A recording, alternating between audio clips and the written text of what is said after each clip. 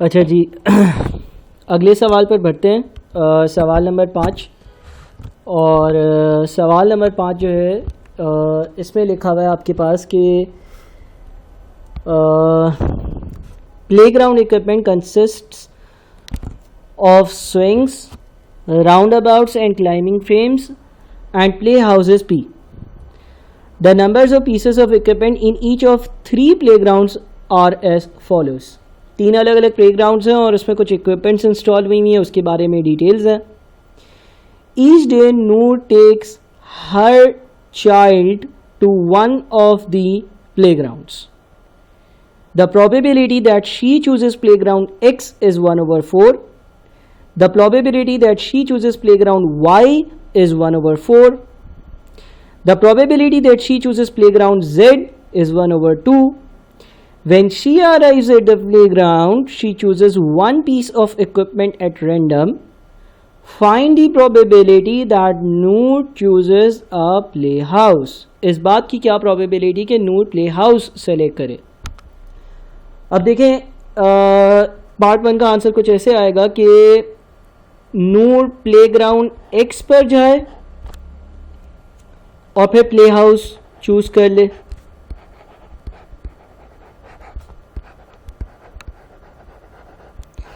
या नूर जो है वो प्लेग्राउंड Y पर जाए और फिर प्ले हाउस चूज कर ले।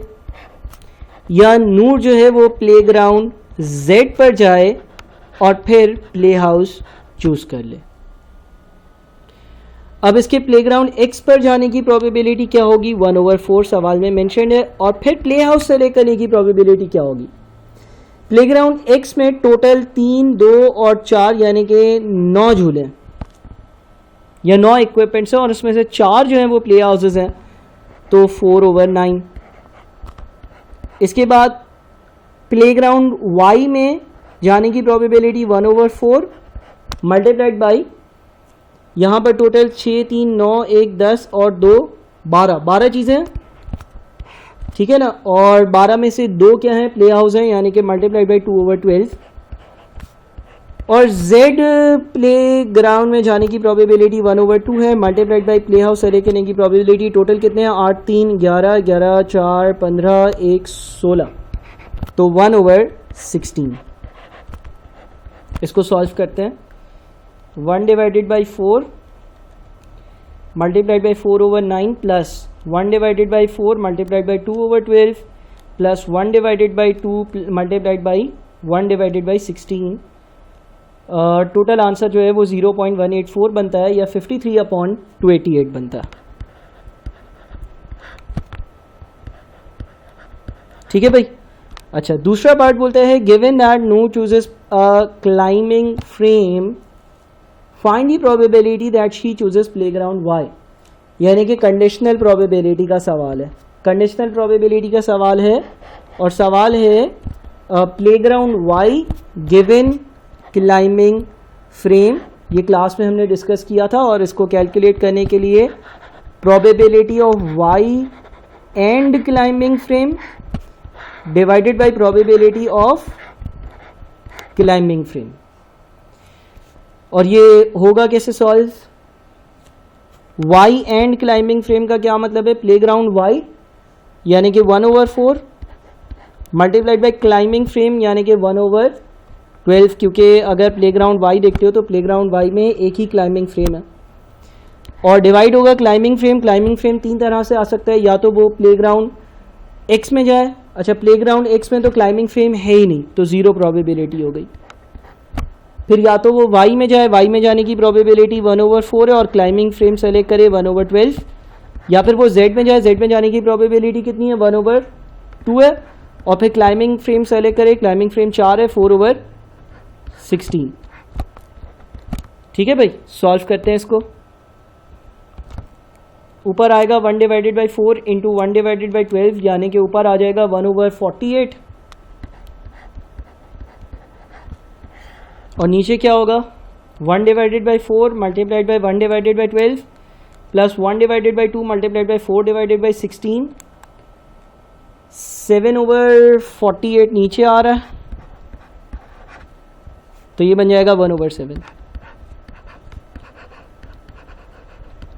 Final answer. ठीक है भाई, चीज़ें डिस्कस करी हुई हैं क्लास में, सिर्फ रिवीजन कर रहे हैं और सवालों की प्रैक्टिस कर रहे हैं। अगले सवाल पर चलते हैं इसी पेपर के। सवाल कहता है find the number of different ways in which all 8 letters of the word Tanzania can be arrange so that all the letters A R together. अच्छा, टोटल 8 लेटर्स हैं और उसमें से एन 2 हैं और ए कितने हैं, ए 3 है। और फिर तरीका क्या था, तीनों ए का एक ब्लॉक, तीनों ए का एक ब्लॉक, उसके अलावा 5 चीज़ें, तो टोटल कितनी चीज़ें हो गई, 6 चीज़ें हो गई ना। तो हम लिखते थे 6 फैक्टोरियल, तीनों ए का एक ब्लॉक और उसके अलावा 5 चीज़ें, तो 6 चीज़ें हो गई 6 फैक्टोरियल। अपने ब्लॉक के अंदर ए अपने आप को 3 फैक्टोरियल तरीकों में अरेंज करेगा, डिवाइडेड बाई 2 फैक्टोरियल एन के लिए और 3 फैक्टोरियल ए के लिए, जो चीज़ रिपीट हो रही थी उसके फैक्टोरियल से डिवाइड। तो इसको आप सॉल्व करोगे तो 6 फैक्टोरियल अपॉन 2 फैक्टोरियल या 360 बन गया। सेकेंड पार्ट में बोलता है the first letter is a consonant यानी कि टी एन या जेड हो, the second letter is a vowel, दूसरा लेटर ए या आई में से हो यानी कि वोवल हो, the third letter is a consonant, the fourth letter is a vowel and so on alternatively. इसके लिए हम वो बॉक्स बना लिया करते थे। 8 लेटर्स हैं, 1 2 3 4 5 6 7 और 8। पहली जगह टी एन जेड आएगा। टी एन जेड कितने, 4 हैं, एन 2 हैं, एक टी है और एक जेड है। दूसरी जगह पे वॉवल आएगा, वॉवल कितने हैं, 3 ए हैं और एक आई है, 4 हैं। फिर जब पहला कॉन्सोनेंट यहाँ आ चुका होगा तो बचे हुए 3 में से कोई भी एक कॉन्सोनेंट यहाँ आ जाएगा। फिर जब दूसरा कॉन्सोनेंट यहाँ आ जाएगा तो बचे हुए 2 कॉन्सोनेंट्स में से कोई एक यहाँ आएगा और फिर बचा हुआ एक कॉन्सोनेंट यहाँ आएगा। यानी कि कॉन्सोनेंट्स के लिए मैं कह सकता हूँ 4 × 3 × 2 × 1 या 4 फैक्टोरियल। कॉन्सोनेंट्स के लिए मैं कह सकता हूँ 4 फैक्टोरियल। इसी तरह वॉवल्स के लिए क्या होगा, पहला वॉवल यहाँ आ गया, दूसरा वॉवल यहाँ आएगा, तीसरा यहाँ आएगा और चौथा यहाँ आएगा। यानी कि ये बन जाएगा कि भाई पहली जगह जो है ना 4 में से किसी एक वॉवल ने ले ली, दूसरी जगह बचे हुए 3 में से कोई एक वॉवल ले गया, तीसरी जगह बचे हुए 2 में से कोई एक वॉवल ले गया और चौथी जगह बचा हुआ एक वॉवल ले गया। यानी कि ये बन गया 4 फैक्टोरियल। और इसको मैंने डिवाइड कर दिया किससे, रिपीटेशन के फैक्टोरियल से। 2 एन आ रहे हैं और 3 ए आ रहे हैं। ठीक है भाई, तो ये हमारा हो गया 4 factorial multiplied by 4 factorial divided by 2 factorial divided by 3 factorial, 48 answer. ठीक है भाई, चलें जी, ये हमारा पार्ट 1 भी हो गया, पार्ट 2 भी हो गया।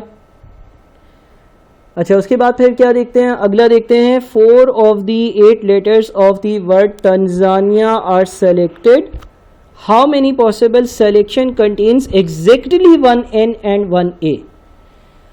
4 of the 8 letters of the word Tanzania are selected, Tanzania के जो वर्ड्स हैं उसके जो लेटर्स हैं 8, उसमें से 4 को सेलेक्ट किया है। How many possible selections contents exactly 1 N, कितनी ऐसी सेलेक्शंस होंगी जिसमें एक एग्जैक्टली एन हो और एक एग्जैक्टली ए हो।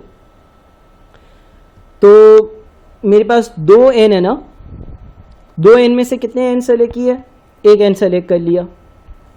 ठीक है,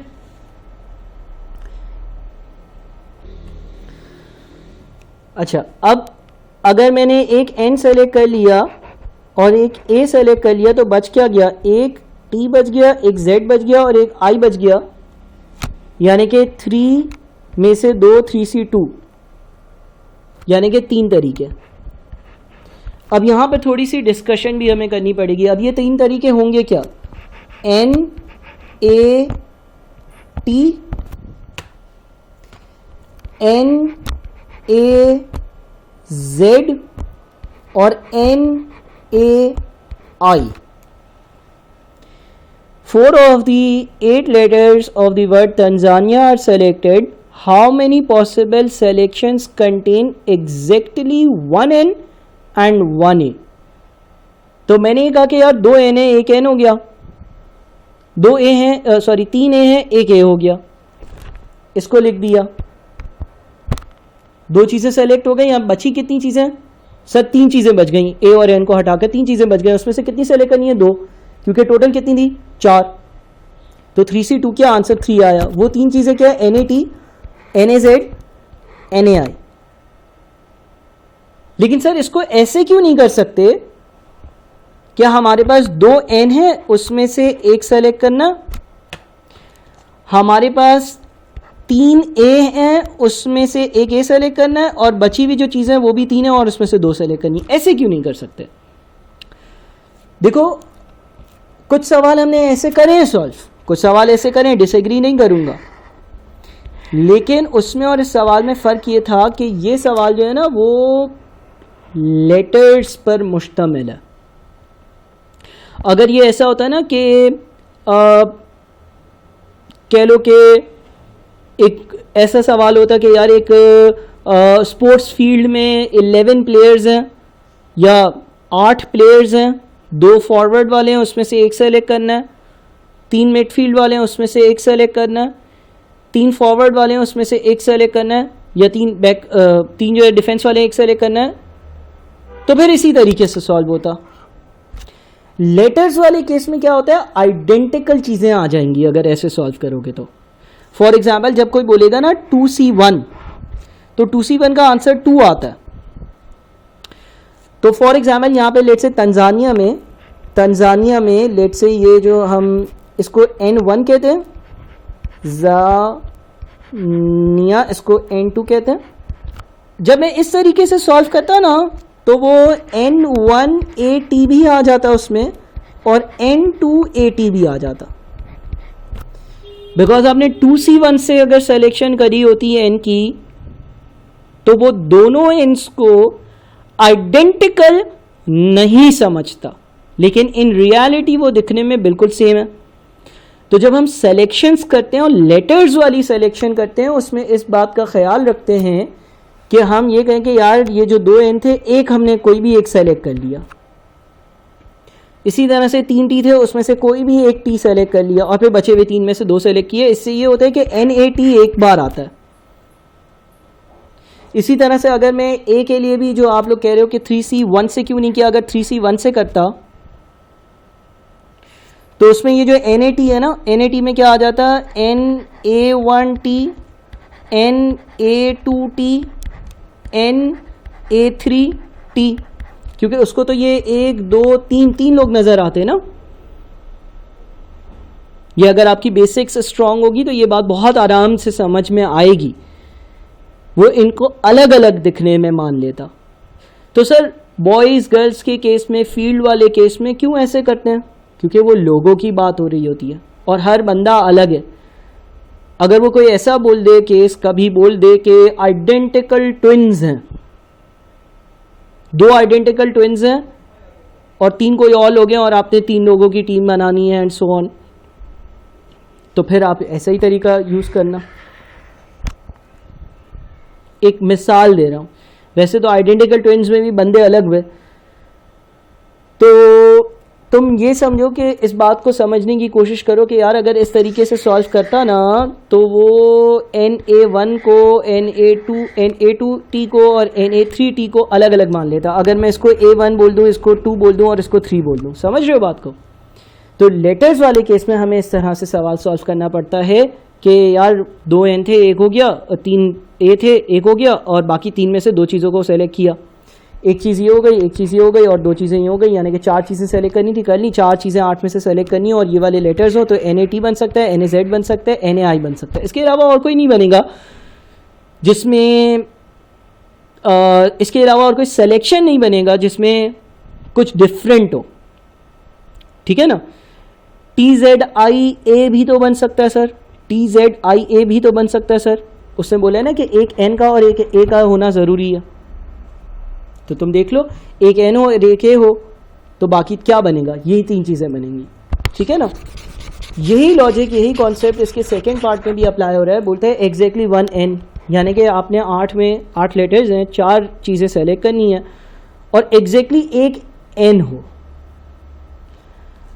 अब यहाँ पर N तो हमने फिक्स कर दिया। अब देखो इसको सॉल्व कैसे करूँगा मैं, इस पार्ट को सॉल्व कर रहा हूँ। आपने 8 में से 4 चीज़ें सेलेक्ट करनी थी, और एग्जैक्टली क्या हो, एक एन हो, तो एक एन हो गया। और बाकी कह लो कि यहाँ पर ए वाला वही मसला अभी आ रहा है कि हम 3C1 ए के लिए नहीं कर सकते क्योंकि 3C1 से A1 A2 A3 तीन अलग अलग काउंट हो जाते। मैं इसको ऐसे सॉल्व करता हूँ कि लेट से 8 में से 4 चीज़ें सेलेक्ट करनी है और इस बात का ख्याल रखना है कि एग्जैक्टली एक एन हो। तो लेट से एक एन हो, एक एन हो और एक भी ए ना हो, एक भी ए ना हो, तो कितने पॉसिबल तरीके होंगे sir? N T Z I, ये एक तरीका होगा।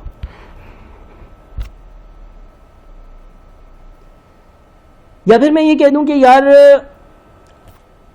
एक एन हो, ठीक है ना, और एक ए हो, एक ए हो, यानी कि एक एन हो गया, एक ए हो गया, जो हमने इसका आंसर निकाला है। बाकी क्या हो, टी जेड आई में से कोई भी एक चीज हो, यानी कि 3C2, यानी कि कितने तरीके पे? 3। अच्छा, 2 ए हो, एक एन हो, यानी कि एन एक हो गया, ए हो गया एक, और एक हो, और ए हो गया। बाकी क्या हो, बाकी कोई और हो, यानी कि टी जेड आई जो है उसमें से कितना है? एक, क्योंकि टोटल आपने 4 सेलेक्ट करने थे ना, 2 ए सेलेक्ट कर लिए, एक एन सेलेक्ट कर लिया। अब जो टी जेड आई बच गए, 3 चीज़ें बच गई, उसमें से एक चीज़ सेलेक्ट करी, तो 3C1 के कितने तरीके हैं? 3 तरीके हैं। या 3 ए हो, यानी कि एक एन से लेकर आवे, 3 ए से लेकर आवे, और टी जेड आई में से जो है ना वो कोई भी नहीं आएगा अब, क्योंकि टोटल 4 चीज़ें सेलेक्ट करनी थी। तो इसका कितना तरीके हैं? 1। तो अब ऐड कर लो, 1 + 3 4, 4 + 3 7, 7 + 1 8। फाइनल आंसर होगा 8। फाइनल आंसर होगा 8। 8 ऐसे अलग अलग तरीके होंगे कि जिसमें मैं तंजानिया के लेटर्स में से 4 लेटर्स को सेलेक्ट करूं और एक एन हो। सर एक ही तो कंडीशन ही नहीं दी थी, तो एक ही कंडीशन नहीं दी थी, लेकिन पार्ट 1 में जो पहले पार्ट में मैंने जो एक्सप्लेनेशन दी उसके हिसाब से हम इसको सॉल्व करने के लिए ए को हमें जो है ना वो अलहदा अलहदा कंसिडर करना पड़ता। तो मैंने ये देखा कि यार एन एक हो वो तो फिक्स कर दिया, और 0 एज हो तो क्या क्या बनता है? एक एन हो और एक ए हो तो क्या क्या बनता है? एक एन हो और 2 ए हो तो क्या क्या बनता है? एक एन हो और 3 ए हो तो क्या क्या बनता है? अब 3 ए थे ना, इसके अलावा तो और कोई पॉसिबिलिटी ही नहीं है, तो ये सारे आउटकम्स होंगे। ठीक है ना। अच्छा देखो, इसको समझने के लिए एक और छोटी सी एग्जांपल कर लेते हैं, छोटी सी एक और एग्जांपल इसको समझने के लिए कर लेते हैं, और वो ये है कि फॉर एग्जांपल लेट्स से आपके पास यही वर्ड है ना, तंजानिया।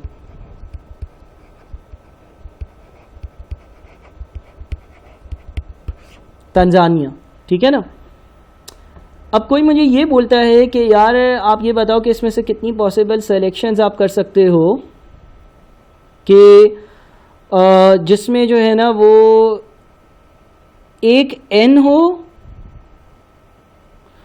और बाकी कोई भी और चीज़ें हो। बाकी मतलब जो है ना वो एक एन होना चाहिए बस, और बाकी जो है ना वो ए हो, टी हो, जेड हो, कुछ भी हो, और आपने जो है ना वो लेट से 4 लफ्ज़ सेलेक्ट करना है। अब कोई ये कह सकता है सर 2 एन है ना, 2 में से एक सेलेक्ट किया, 2C1, और सर इसके अलावा जो चीज़ें हैं ना वो हैं टी ए जेड ए आई और ए, यानी कि 6 चीज़ें हैं, 6 में से 3 सेलेक्ट करनी, 63। वो अगर आंसर निकालेगा तो उसका आंसर जो आएगा ना वो आएगा 2C1 = 2 मल्टीप्लाइड बाई 6C3, यानी कि उसका जो आंसर आ रहा होगा 6C3 जो है वो बनता है 20 इंटू 2C1 जो है ना वो बनता है आपका, ये बन रहा होगा 40। ठीक है ना। सवाल वापस से सुनना ज़रा, समझाने के लिए एक जो एग्जाम्पल बनाई है उसमें मैंने ये कहा है कि तंजानिया कुछ लेटर्स हैं, आपने 4 लेटर सेलेक्ट करने हैं, एक एन होना चाहिए, एक क्या होना चाहिए? एक एन होना चाहिए, और बाकी कोई भी 3 और चीज़ें हों। और अगर कोई इस तरह से सॉल्व करता है तो वो गलती ये करेगा कि इसकी ये जो सिलेक्शन होगी, अगर इसको N1 और इसको N2 कह दूं तो इसमें टी ए, लेट से ये A1 है, टी A1 N1 Z ये भी होगा, और टी A1 N2 Z ये भी होगा, क्योंकि जब आपने 2C1 किया ना तो उसने N1 N2 को मुख्तलिफ कंसिडर किया, और जब उसने मुख्तलिफ कंसिडर किया तो TA1 N1Z भी उसने काउंट किया इस 40 में, और TA1 N2Z भी काउंट किया है इस 40 में, लेकिन दोनों सेम सेलेक्शंस हैं, लिहाजा ये 2C1 इस तरह से नहीं करना चाहिए। ये एक और पॉसिबल एक्सप्लेनेशन थी। इसी तरह से 6C3 जब कर रहे हो तो उसने जो है ना वो आपने A को अलग अलग कंसिडर नहीं किया, तो उसने जब ये 40 आउटकम्स बनाए होंगे तो इसमें उसने इसको भी काउंट किया होगा, TA1 N1Z, उसने TA2 N1Z, उसने TA3 N1Z, इन सबको मुख्तलिफ मान लिया होगा। ठीक है, तो उम्मीद करता हूँ कि कुछ हद तक चीज़ें क्लियर होंगी। दोबारा से एक बार देखना, इंशाल्लाह चीज़ें समझ में आ जाएंगी। हम अगले सवाल पर चलते हैं जल्दी से, और जो अब हमारा अगला सवाल है, सवाल नंबर 7, उसमें लिखा हुआ है कि a typist is taken by a typing test is taken by 111 people. The number of typing errors they make in the test are summarized in the table below. Number of typing errors और उनकी frequency. Draw a histogram on graph paper to represent this information. अच्छा, क्या class intervals या class width same है या नहीं? पहली class width कैसे निकलेगी? Upper class boundary 5.5 minus lower class boundary 0.55। दूसरी क्लास विड्थ कैसे निकलेगी? अपर क्लास बाउंड्री यानी कि 20.5 माइनस लोअर क्लास बाउंड्री यानी कि 5.5 यानी कि 15, तो इक्वल नहीं है। ये 5 है, ये 15 है। अच्छा, वो कितना होगा देख लेते हैं। 35.5 माइनस 20.5 यानी कि 15। अच्छा, फिर 60.5 माइनस 35.5 यानी कि 25, और 80.5 माइनस 60.5 यानी कि 20। तो क्लास इंटरवल्स या क्लास विड्थ इक्वल नहीं है। अगर क्लास विड्थ इक्वल नहीं है तो हिस्टोग्राम बनाने के लिए हम फ्रीक्वेंसी डेंसिटीज कैलकुलेट करते हैं। और फ्रीक्वेंसी डेंसिटी कैसे कैलकुलेट करते हैं? Frequency divided by class width. Frequency divided by class width. तो फ्रीक्वेंसी डेंसिटीज कैलकुलेट कर लेते हैं। 24 डिवाइडेड बाई 5 4.8 आएगा। उसके बाद 9 डिवाइडेड बाई 15 0.6 आएगा। उसके बाद 21 डिवाइडेड बाई 15 1.4 आएगा। उसके बाद 15 डिवाइडेड बाई 25 0.6 आएगा। उसके बाद 42 डिवाइडेड बाई 20 2.1 आएगा।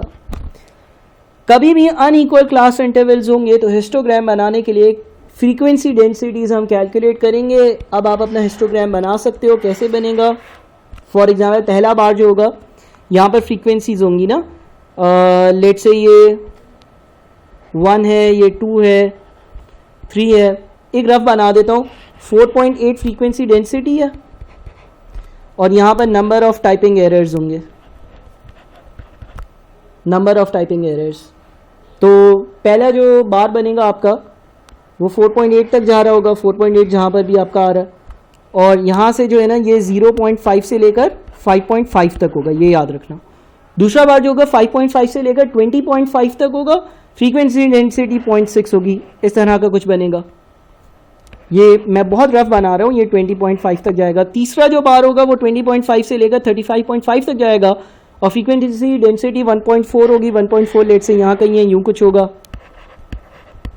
ठीक है ना। और उसके बाद मैं ऐसे ही कंटिन्यू अगर कर दूँ तो 0.6 की फ्रीक्वेंसी डेंसिटी है, और 60 तक जाना है, 60.5 तक जाना है, ठीक है। और फिर 80.5 तक जाना है, और 2.1 पर है, ठीक है। ये बहुत रफ बनाया है मैंने, लेकिन यहाँ पे फ्रीक्वेंसी डेंसिटी आएगी, और यहाँ पर एक्स एक्सिस पर नंबर ऑफ टाइपिंग एरर्स आएंगे। अगले में बोलता है calculate an estimate of the number of the mean number of typing errors for these 111 people.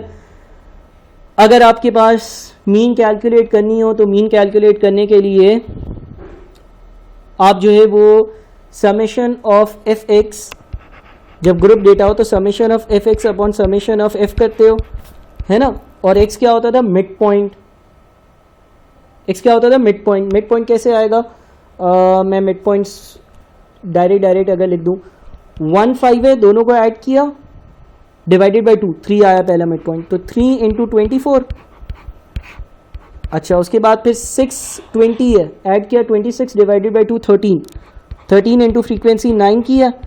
अच्छा, उसके बाद 21 35 है, ऐड किया दोनों को 45 55, 56 डिवाइडेड बाई 2 28, 28 इंटू 21 जो इसकी फ्रीक्वेंसी है।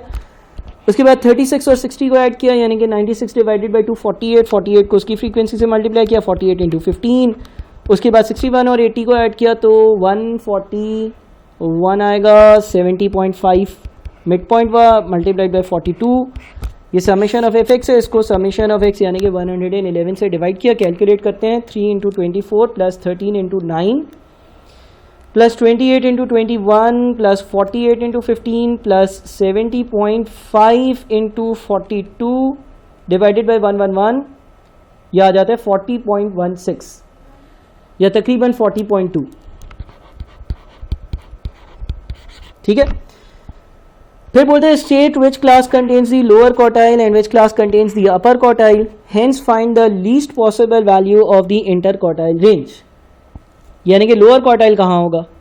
अच्छा, लोअर क्वार्टाइल कहाँ होता है भाई, लोअर क्वार्टाइल 25% पर होता है ना, 111 है ना लोग, फ्रीक्वेंसी 111 है, 111 का 0.25 25% कितना बनता है, 27.75 बनता है। तो 27.75 कहाँ फॉल करेगा, 27.75 फॉल करेगा इस जगह, यानी कि लोअर क्वार्टाइल जो है वो इस जगह होगा ना।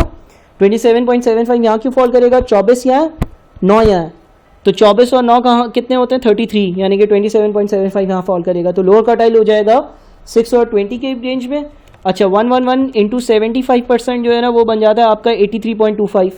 83.25 कहाँ फॉल करेगा, 24 plus 9 is 33 plus 21 is 54 plus 15 is 69 plus 42 is 111, यानी कि वो यहाँ पर फॉल करेगा। तो आपका जो ये सवाल है ना कि लोअर क्वार्टाइल कहाँ पर आएगा और अपर क्वार्टाइल कहाँ आएगा, कौन सी रेंज में, तो आप लिख दोगे कि भाई लोअर क्वार्टाइल जो है ना वो 6 to 20 में आएगा और जो अपर क्वार्टाइल है ना वो 61 to 80 में आएगा। फिर एक मज़े की बात पूछता है, मैं इस ग्राफ को मिटा दूँ, वो इंटर क्वार्टाइल रेंज कैलकुलेट करने को नहीं बोलता। अच्छा देखो, मुझे ये मालूम है ना मेरा लोअर क्वार्टाइल 6 और 20 के दरमियान होगा, कहीं इस रेंज में होगा, और अपर क्वार्टाइल जो है ना वो 61 और 80 इस रेंज में होगा। हाँ सर ये मालूम है। उसने बोला find the least possible value of the inter quartile range. अच्छा, इंटर क्वार्टाइल रेंज क्या होती है, इंटर क्वार्टाइल रेंज होती है हमारा अपर क्वार्टाइल माइनस लोअर क्वार्टाइल। अब इससे ये पूछा है कि इसकी लीस्ट पॉसिबल वैल्यू बताओ, कम से कम क्या वैल्यू हो सकती है। देखो, जितना अपर क्वार्टाइल कम होगा उतनी इंटर क्वार्टाइल रेंज कम होगी, बिकॉज उतनी ये वाली वैल्यू कम होगी ना, जितनी ये वैल्यू कम होगी अपर क्वार्टाइल की उतनी इंटर क्वार्टाइल रेंज कम होगी। लॉजिकल। फॉर एग्जाम्पल अगर 5 माइनस 2 करते हैं 3 आता है, लेकिन अगर हम इस 5 को और कम कर दें, इस 5 को 4 कर दें, तो 4 माइनस 2 कितना आता है, 2 आता है। यानी कि जितना अपर क्वार्टाइल कम होगा उतना इंटर क्वार्टाइल रेंज कम होगी। अब अपर क्वार्टाइल की कम से कम वैल्यू क्या हो सकती है, अपर क्वार्टाइल 61, 62, 63, 64, 80, 61 और 80 के बीच में क्या कुछ भी होगा। अपर क्वार्टाइल की कम से कम वैल्यू जो है ना वो हो सकती है 61। दूसरी बात, जितना लोअर क्वार्टाइल ज्यादा होगा उतनी इंटर क्वार्टाइल रेंज कम होगी। ऐसे क्यों, फॉर एग्जाम्पल 5 माइनस 2 कितना होता है सर, 3 होता है, लेकिन अगर 5 में से मैं 2 के बजाय 4 सब्ट्रैक्ट करूं तो कितना बचेगा, 1। यानी कि सब्ट्रैक्शन जितनी ज्यादा होगी, लोअर क्वार्टाइल जितना ज्यादा होगा उतनी इंटर क्वार्टाइल रेंज भी कम होगी। अब लोअर क्वार्टाइल की रेंज 6 और 20 के बीच में कुछ भी हो सकती है, ज्यादा से ज्यादा क्या हो सकती है वैल्यू, 20 हो सकती है। तो जो least possible value inter quartile range की होगी वो 41 होगी।